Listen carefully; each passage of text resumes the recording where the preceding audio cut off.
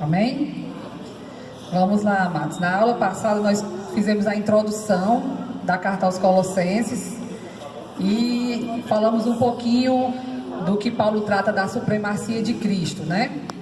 Aí lá no versículo 24 do capítulo 1, depois ele enfatizar a preeminência de Cristo na criação, na providência e na redenção, e mostrar a preeminência de Cristo também na igreja, o apóstolo Paulo ele começa a falar do seu próprio ministério, né?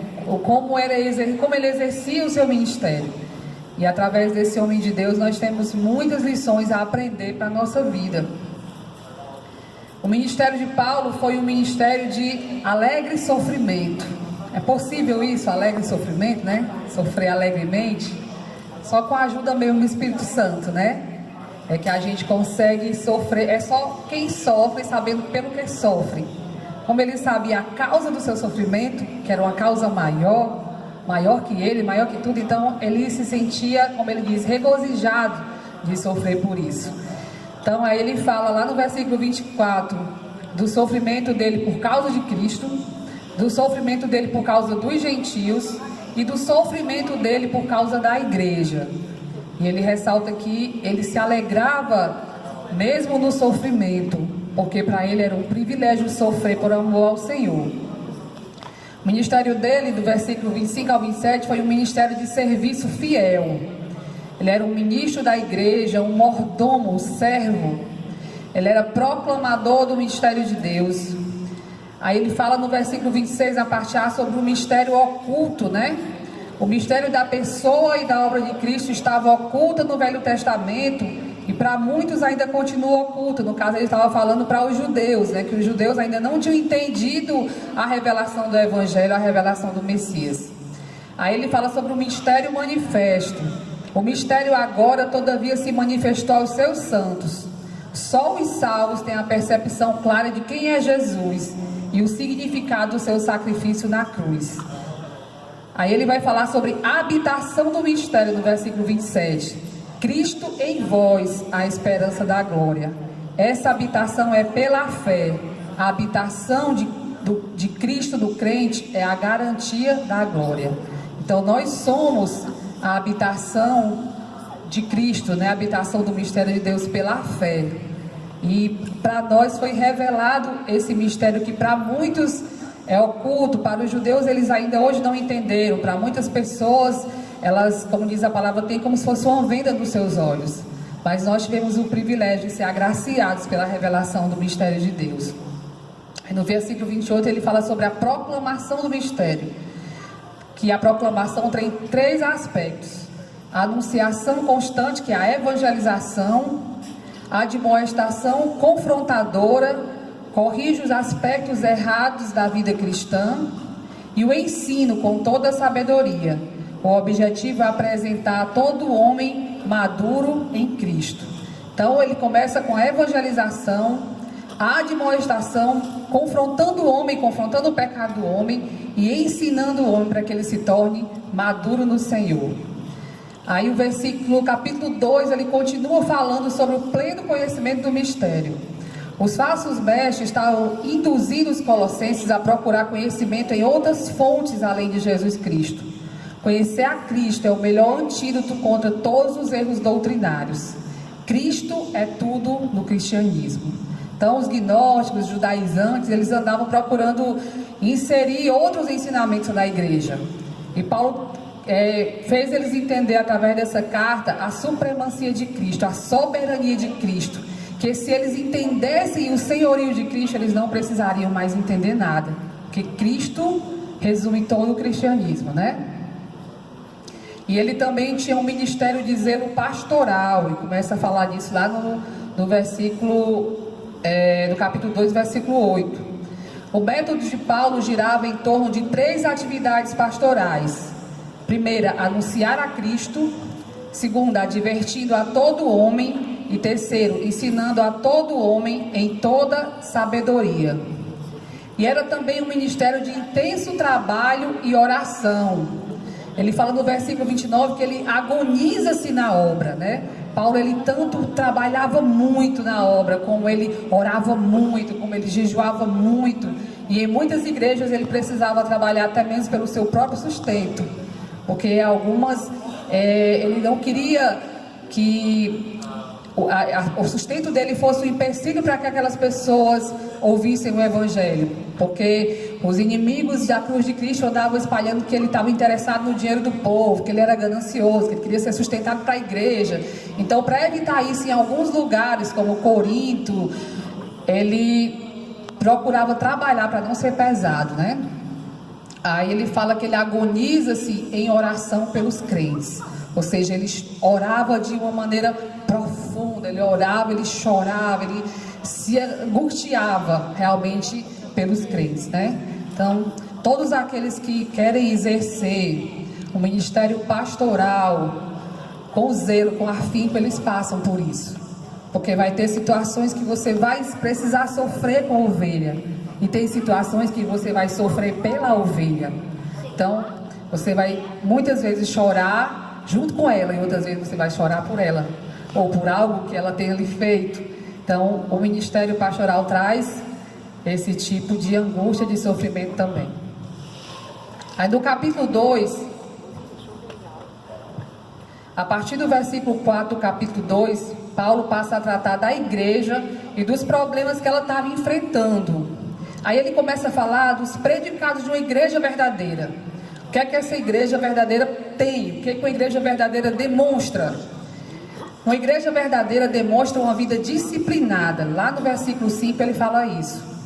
Uma igreja verdadeira manifesta um firme compromisso com o senhorio de Cristo. Ou seja, Jesus é o Senhor dela, é soberano, e o interesse maior dela é agradar ao seu Senhor. Uma igreja verdadeira dispõe a seguir os passos de Jesus. Uma igreja verdadeira evidencia uma inabalável firmeza em Cristo, ou seja, nenhum falso ensino, nenhuma tribulação, nada o tira da firmeza que há no Senhor. E uma igreja verdadeira manifesta efusiva gratidão a Deus, ou seja, ela é uma igreja grata pela salvação que recebeu, grata pelo que Deus faz no meio dela, por ela e através dela. Do versículo 4 ele começa falando sobre os perigos enfrentados pela igreja verdadeira. Os colossenses estavam sendo atraídos por uma salvação mística, intelectual e especulativa, e pela busca de contato benéfico com poderes espirituais. Então os gnósticos andavam lá no meio deles, né, pregando um conhecimento elevado, muitas filosofias, muitos misticismos, enquanto que os judaizantes andavam pregando que eles tinham que seguir a lei, que eles tinham que circuncidar, e eles eram cercados por diversos ensinos errôneos. A igreja estava enfrentando dois perigos em relação à falsa religião: ser enganada por raciocínios falsos, está lá no capítulo 2, versículo 4, e tornar-se cativa de falsas filosofias, nesse caso aqui, especialmente o agnosticismo, né? No versículo 9 e 10, Paulo menciona 3 armas de defesa da igreja. Aí ele dá o antídoto de como a igreja deve se defender dos falsos mestres. A primeira coisa está lá no capítulo 2, versículo 9. É saber quem é Cristo. Paulo usa a palavra teotetos e não teiostes. A primeira expressa o estado de ser de Deus, enquanto a segunda significa ser semelhante a Deus. Então eles estavam falando para a igreja que quando eles entendessem que o Senhor era Cristo, que Cristo era Deus, eles não iam ser enganados pelas filosofias. A supremacia de Cristo era o suficiente para salvá-los, que eles não precisavam seguir a lei judaica, que eles não precisavam de nenhum outro conhecimento filosófico, eles precisavam crer apenas que Cristo era Deus e suficiente para a salvação deles. E a segunda arma que ele dá é saber o lugar que Cristo ocupa. Ele é o próprio Filho de Deus e também o cabeça, a fonte, o chefe e o Senhor de todas as hortes angelicais, sejam anjos santos ou caídos. Ou seja, esse versículo fala que Jesus é Senhor sobre todo principado e potestade, até mesmo sobre os demônios, os anjos caídos, os anjos rebeldes. Ele continua sendo Senhor, ele continua dominando. Eles só podem ir até onde o Senhor permite, eles só podem agir até onde o Senhor permite que eles ajam. E a terceira arma é saber o que temos em Cristo. Não somos transformados de pedras brutas em pedras lapidadas do edifício de Deus pelo nosso próprio esforço, mas pela obra de Cristo em nós, aplicada pelo Espírito Santo. Ou seja, nós só conseguimos ser segundo a vontade de Deus, nós só vamos conseguir produzir o fruto do Espírito em nós, através da obra do Espírito Santo. Nenhum esforço nosso será capaz de fazer isso, senão através do Senhor. Aí nos versículos 11 ao 15 do capítulo 2, ele vai destacar 5 grandiosas obras realizadas por Cristo em favor da igreja. Aí ele começa falando o que Deus fez pela igreja, qual a obra de Cristo para a igreja. Aí a primeira foi a transformação interior em lugar de incisão exterior. Lá no versículo 11, os falsos mestres em Colossos, no concubinato entre gnosticismo e judaísmo, diziam que a fé em Cristo não era suficiente para a salvação, devíamos agregar a ela a circuncisão. Aí ele começa falando, que a nossa circuncisão é interior, que é uma circuncisão de alma, de coração, porque a circuncisão para Israel era um selo, era uma evidência externa de que eles pertenciam ao povo de Deus. Mas para nós, a igreja, a circuncisão é interior, é através da nossa confissão de fé em Jesus e através do nosso testemunho de seguir a sua palavra, nós mostramos para o mundo que nós estamos circuncidados de coração para o Senhor. Aí ele fala que o Senhor produz na igreja uma vida radicalmente nova. Paulo usa aqui a figura do batismo como nossa identificação com Cristo. Tudo que aconteceu com Cristo aconteceu conosco. Ou seja, Jesus morreu, foi sepultado. Quando nós nos batizamos, que ele usa a figura do batismo, nós somos como se nós tivéssemos morrido para o mundo, Nós somos imergidos ali na água como se nós tivéssemos sido sepultados. Assim como Jesus ressuscitou, quando nós subimos, nós estamos ressurgindo para uma nova vida em Deus. Isso é uma simbologia espiritual de que morremos com o Senhor e ressuscitamos com a nova vida para o Senhor. E a outra obra do Senhor através da igreja, a favor da igreja, é o perdão definitivo dos nossos pecados. A Bíblia diz que o Senhor nos perdoou e lançou os nossos pecados no mar do esquecimento, Ele não se lembra mais. E ele continua falando lá no versículo 14 sobre o cancelamento total da dívida. Jesus não somente levou nossos pecados sobre a cruz, como está lá também em 1 Pedro 2,24, mas também levou a lei e a encravou na cruz. A lei que era contra nós, porque era impossível que nós a cumpríssemos, foi também crucificada. Agora estamos debaixo da graça e não debaixo da lei. Por isso que ele estava explicando aos Colossenses que eles não precisavam mais seguir os rudimentos da lei, que eles não precisavam mais de circuncisão, porque a lei tinha sido cumprida em Cristo e agora nós estamos na graça, E quinta coisa que Jesus faz pela igreja é o triunfo final sobre os principados e as potestades, lá no versículo 15. A palavra grega apikedos, a menos, se aplica ao despojo de armas de um inimigo derrotado. Jesus quebrou de uma vez para sempre o poder dos principados e das potestades. Ele os expôs à vergonha pública e os levou cativo em sua carreira triunfal, Então, no Império Romano, quando um rei vencia uma batalha, ele geralmente trazia os despojos, No caso, Jesus trouxe não os perdedores, mas os vencedores, que somos nós e seus filhos, para o reino do Filho do seu amor. Depois de falar a heresia gnóstica, Paulo trata agora de 3 novas vertentes da heresia que estava atacando as igrejas do Vale do Lico. Quais eram essas heresias? O legalismo, o sincretismo e o ascetismo. A heresia central desses falsos mestres era que Jesus, sua obra e sua doutrina não eram suficientes para a salvação. Então o que eles queriam era enfraquecer a supremacia de Jesus. Como muitas religiões, eles creem que Jesus existe, mas que ele não é o suficiente, que ele não é soberano. E Paulo está refutando eles, mostrando que Jesus é suficiente para a nossa salvação. Aí eu não vou explicar cada uma delas,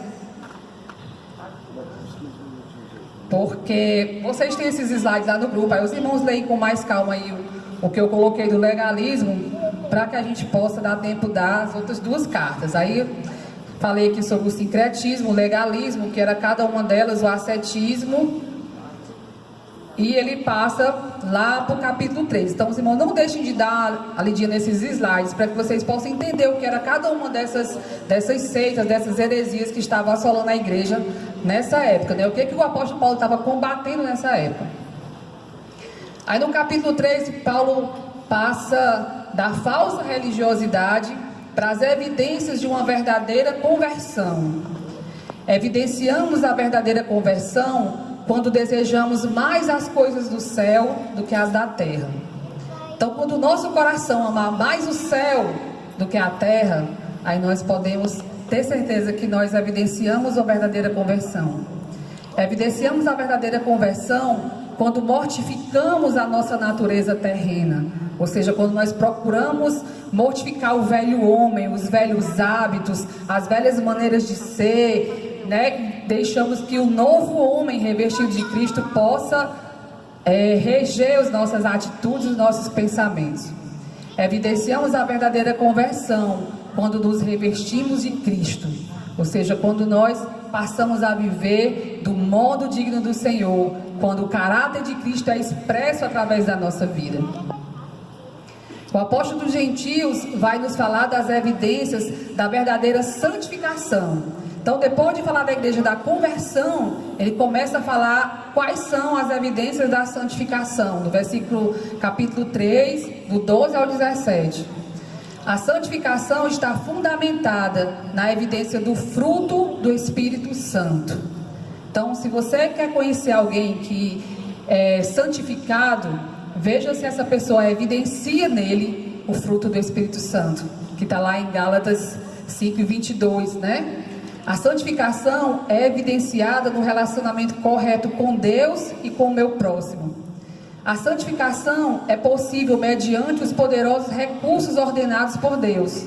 Esses recursos são a paz de Cristo, a palavra de Cristo e o nome de Cristo. Então, irmãos, isso é algo que tem que ficar bem guardado em nosso coração. Porque nós pentecostais, nós temos uma tendência a achar que alguém é espiritual ou que alguém é santificado quando essa pessoa ela tem muitos dons. Quando ela expressa esses dons na igreja, seja dom de língua, seja dom de profecia, seja diversos tipos de dons. Então, geralmente aquelas pessoas têm aquele profeta ou aquele pastor como uma referência, porque é muito usado por Deus, né? Mas o que Paulo nos mostra aqui, que o que fundamenta uma verdadeira santificação é a evidência do fruto do Espírito Santo. Essa pessoa expressa bondade, paz, longanimidade, mansidão, domínio próprio, perseverança, o fruto do Espírito. Porque os dons, ele faz parte da soberania de Deus. Deus dá a quem Ele quer, mas o fruto do Espírito só é evidenciado na vida de quem realmente coloca a sua vida debaixo do senhorio de Jesus, na vida de quem realmente se deixa trabalhar pelo Espírito Santo, para que o velho homem possa morrer, possa ser mortificado e Cristo possa aparecer na sua vida, né? Aí no versículo 18 até o comecinho do capítulo 4, ele vai começar a nos falar das relações humanas na família e no trabalho. A fé em Cristo, ela muda não apenas indivíduos, mas também famílias. Quem não é cristão verdadeiro no lar, dificilmente o será em outra parte. Então, eu só posso dizer que eu sou um cristão verdadeiro se eu for na minha casa o que eu sou aqui na igreja. Se eu for no meu trabalho o que eu sou aqui na igreja. Que onde eu estiver, eu ser a mesma pessoa. Aí eu posso evidenciar que realmente eu sou um verdadeiro cristão. Paulo cita os princípios gerais que regem o relacionamento na família e no trabalho. Aí ele começa com os princípios do relacionamento conjugal. Fala da submissão da esposa ao marido e o amor do marido pela esposa.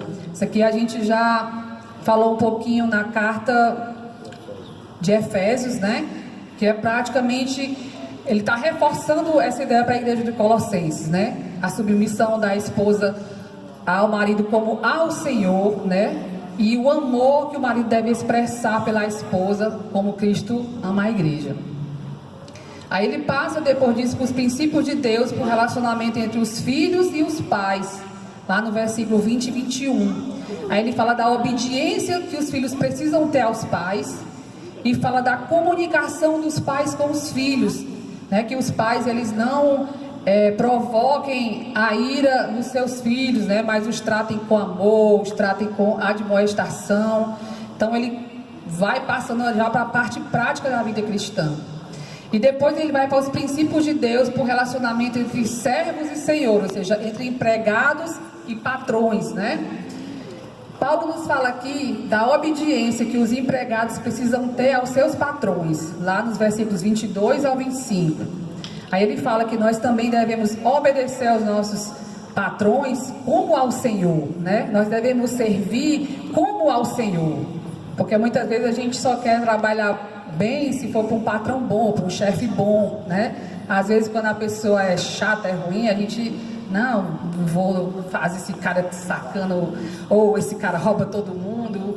Mas o crente ele tem em mente que ele deve servir sempre como ao Senhor, para que o nome do Senhor seja glorificado na nossa vida, em todas as áreas da nossa vida. Paulo nos fala do dever dos patrões com os seus empregados. O apóstolo aqui combate a exploração dos empregados pelos seus patrões. Aí que ele está falando para os patrões crentes, né? Qual a forma que eles deviam agir com os seus empregados, com os seus funcionários. Paulo diz que explorar empregados, sonegar-lhes o salário, lá em Tiago 5, 4, 6, oprimi-los, ameaçá-los, Efésios 6, 9, ou tratá-los como seres inferiores, é um grave pecado contra Deus. Então, irmãos, é maravilhoso porque a Bíblia ela realmente é um manual para a nossa vida. Ela nos ensina a ser tudo: pai, mãe, filho, patrão, empregado. Ela nos ensina a ser marido, esposa. Ela nos ensina a ser membro, ela ensina a ser líder. Então, realmente a Bíblia é o manual do crente, né? E só não vive segundo ela realmente se não quiser, se não conhecer, né? O patrão cristão não é aquele que busca os detalhes da lei para explorar seus empregados, mas aquele que lhes paga um salário justo e lhes dá condição digna de trabalho.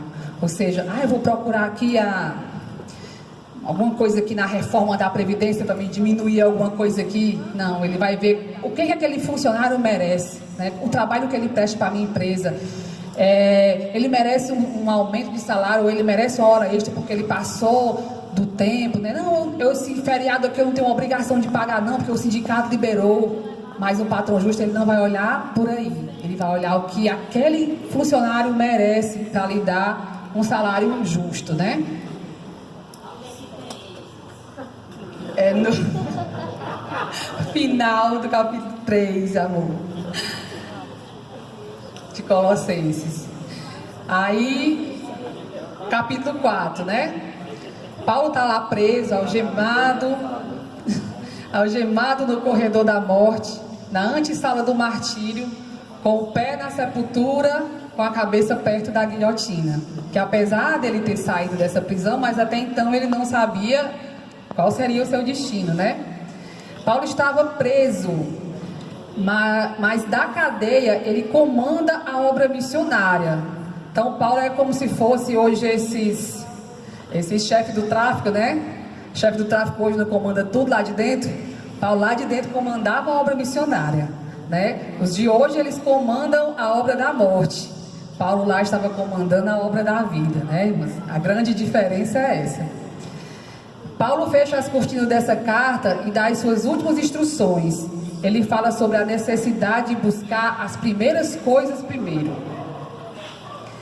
O cristão deve buscar as coisas mais importantes primeiro, né? Que coisas são essas? Vivemos em uma sociedade que inverteu os valores. As pessoas esquecem de Deus, amam as coisas mais do que as pessoas. Paulo diz que nós devemos adorar a Deus, amar as pessoas e usar as coisas, né? Porque às vezes as coisas são invertidas. Tem gente que usa as pessoas e ama as coisas, né? Quais são as coisas mais importantes que nós devemos buscar? Primeiro, a primazia da oração.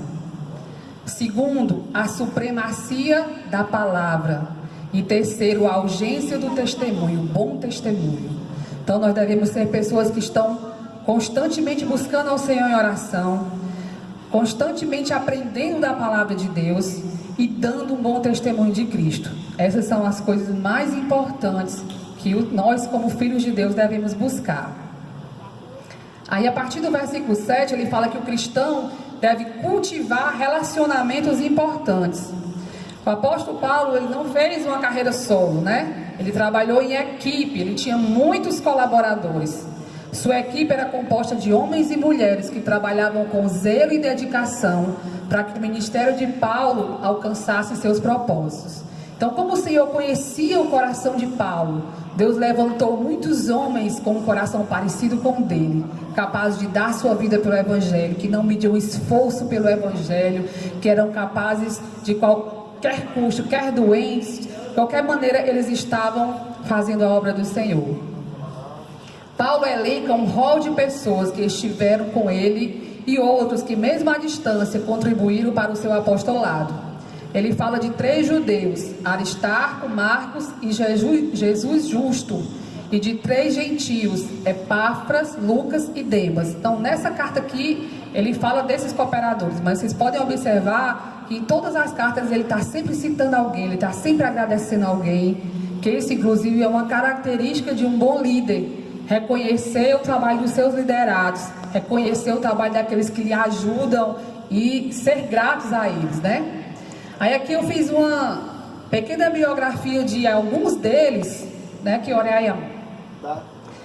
eu não vou ler por conta do tempo, a gente já vai para 2 Tessalonicenses, mas vocês têm lá no grupo esses slides, leiam, porque é muito edificante a vida de cada um desses homens, o trabalho deles para o Senhor, que realmente nos inspiram a ser cristãos melhores, né?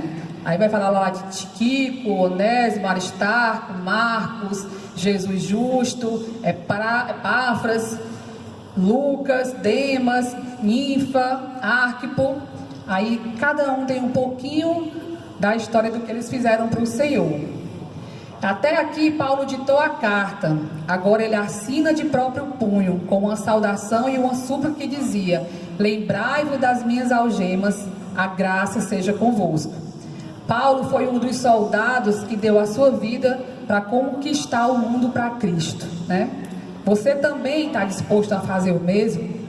Será que nós estamos dispostos a, como o apóstolo Paulo, sofrer pelo amor de Cristo com alegria, né? Porque sofrer geralmente todos sofrem, mas com alegria, de mesmo preso, de mesmo açoitado, de mesmo com marcas irreversíveis no corpo, de mesmo caluniado pelos falsos mestres e pelos falsos irmãos, né? Que mesmo em meio a tempestades, a fome e a nudez, como ele mesmo citou, né? Ele diz: eu sei viver contente em toda e qualquer situação, sei estar em abundância e sei padecer necessidade, né? Então, Paulo demonstra que o que importava para ele era cumprir o propósito. Versículo que eu acho lindo, que ele diz que eu não tenho a minha vida por preciosa, contanto que eu cumpra o propósito do qual fui chamado pelo Senhor. Aí, como ele mesmo diz, para mim morrer é lucro. Se eu continuar aqui, porque eu preciso cumprir a agenda de Deus, glória a Deus também. O importante é que eu cumpra o propósito para o que eu fui criado. E essa deve ser o lema de cada um de nós cristãos, irmãos. Entender o propósito para que nós fomos criados e viver para esse propósito. E entender que mesmo as situações adversas que vêm na nossa vida, no nosso ministério, não é para nos fazer parar, não é para nos fazer desistir, mas é para que nós possamos crescer e, como Paulo, também nos alegrar de sofrer pela causa de Cristo, de nos tornar participantes dos sofrimentos do Senhor, ver isso como um privilégio e não como um motivo de parar, né? Agora vamos lá nós vamos dar 1ª e 2ª Tessalonicenses. Aí os irmãos abram lá a Bíblia para vocês acompanharem aí os versículos que vão sendo citados.